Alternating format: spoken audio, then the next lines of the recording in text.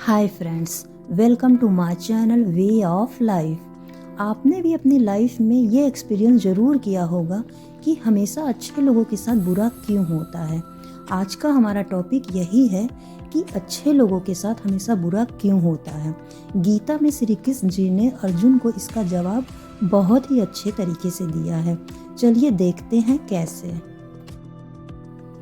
आपने महसूस किया होगा कि जो लोग अच्छे कर्म करते हैं वो परेशान रहते हैं और वहीं जो बुरे कर्म करते हैं वो खुशी से रह रहे होते हैं। इसके पीछे क्या कारण है? अच्छे कर्म करने वाले परेशान होते हैं कि आखिर उन्हें इतनी परीक्षा क्यों देनी पड़ रही है, जबकि जो अधर्म की राह में हैं वो खुश हैं और जिंदगी का लुत्फ उठा रहे हैं। अगर आपके मन में भी ये सवाल आया है तो आज हम आपको इसका जवाब जरूर देंगे, लेकिन उससे पहले वीडियो को लाइक करके चैनल को सब्सक्राइब जरूर कर लें। ये जवाब वो है जो भगवत गीता में लिखा है और श्री कृष्ण ने अर्जुन को दिया था। भगवत गीता में वर्णित कथा के अनुसार जब भी अर्जुन के मन में कोई दुविधा होती थी तो वो श्री कृष्ण के पास पहुंच जाते थे। बार की बात है, अर्जुन भगवान श्री कृष्ण के समीप आकर कहा कि वो दुविधा में हैं और इसका जवाब वो श्री कृष्ण जी से चाहते हैं। श्री कृष्ण जी ने पूछा कि क्या सवाल है। अर्जुन ने कहा, मुझे ये जानना है कि अच्छे लोगों के साथ हमेशा बुरा ही क्यों होता है, वहीं बुरे लोग खुशहाल दिखते हैं। अर्जुन के मुंह से ऐसी बातें सुनकर श्री कृष्ण जी मुस्कुराए और कहा, मनुष्य जैसा सोचता है और महसूस करता है वैसा कुछ नहीं होता है, बल्कि अज्ञानता की वजह से वो सच्चाई नहीं समझ पाता है। अर्जुन उनकी ये बात समझ नहीं पाए। इसके बाद श्री कृष्ण ने क्या कहा वो जानते हैं। श्री कृष्ण जी ने अर्जुन से कहा, पार्थ, मैं तुम्हें एक कथा सुनाता हूँ। उसे सुनकर तुम समझ जाओगे कि हर प्राणी को उसके कर्म के हिसाब से ही फल मिलता है। प्रकृति हर किसी को अपनी राह चुनने का मौका देती है। अब वो मनुष्य की इच्छा पर निर्भर करता है कि उसे धर्म की राह चुननी है या अधर्म की।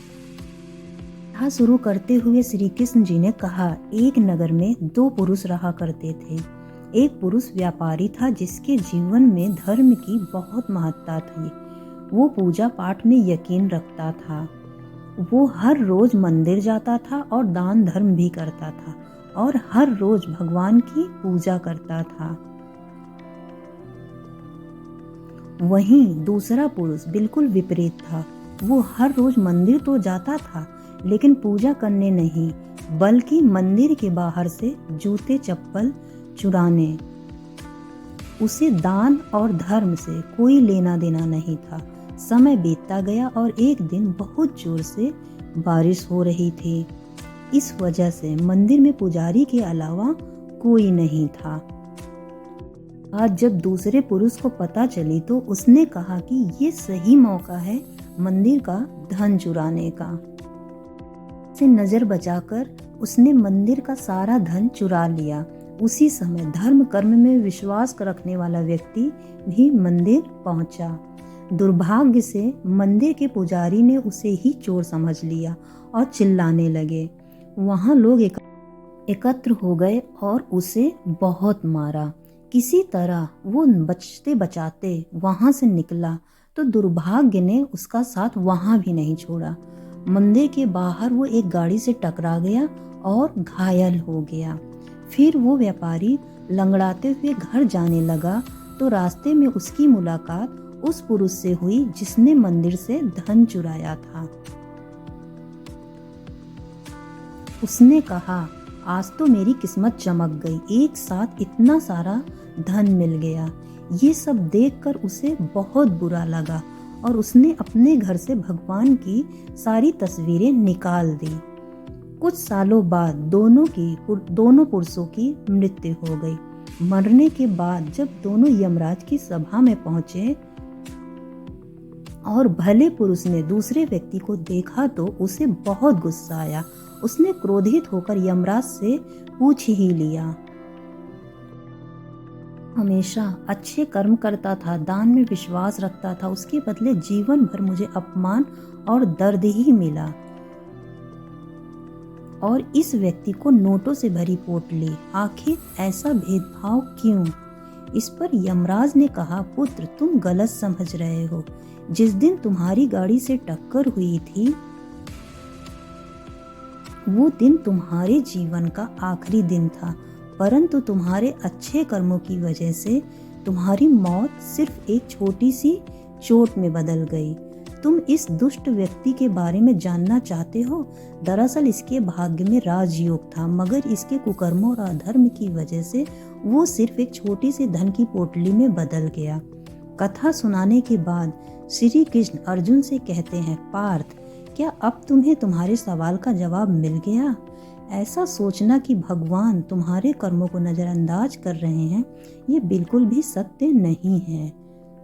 भगवान हमें कब क्या किस रूप में दे रहा है मनुष्य को समझ में नहीं आता है, मगर आप अच्छे कर्म करते रहें तो भगवान की कृपा हमेशा बनी रहेगी। इसलिए अपने अच्छे कर्मों को बदलना नहीं चाहिए, क्योंकि उसका फल हमें इसी जीवन में मिलता है।